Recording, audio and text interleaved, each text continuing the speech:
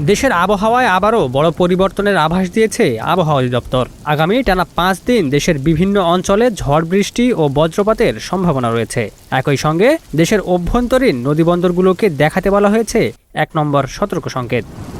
আবহাওয়া অফিস জানিয়েছে, শুক্রবার সন্ধ্যা পর্যন্ত রংপুর, রাজশাহী, ঢাকা, ময়মনসিংহ, খুলনা, বরিশাল, চট্টগ্রাম ও সিলেট বিভাগের বিভিন্ন জায়গায় অস্থায়ী দমকা ও ঝড়ো হওয়ার সঙ্গে বৃষ্টি কিংবা বজ্রবৃষ্টি হতে পারে। শনিবারও দেশের 8 বিভাগেই একই ধরনের আবহাওয়া বিরাজ করতে পারে বলে পূর্বাভাস দেওয়া হয়েছে।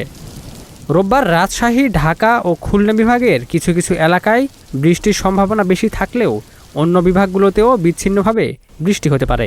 এরপর সোমবার আবারও দেশের প্রায় সব বিভাগেই দমকা হাওয়া সহ বজ্রবৃষ্টির সম্ভাবনার কথা জানিয়েছে আবহাওয়া অধিদপ্তর। মঙ্গলবার পর্যন্ত চট্টগ্রাম বিভাগের কিছু জায়গা এবং দেশের অন্যান্য অঞ্চলেও বৃষ্টি বা বজ্রবৃষ্টি অব্যাহত থাকতে পারে।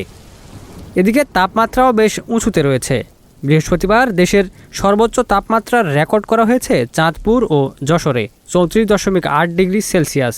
রাজধানী ঢাকায় তাপমাত্রা ছিল 32.5 ডিগ্রি সেলসিয়াস।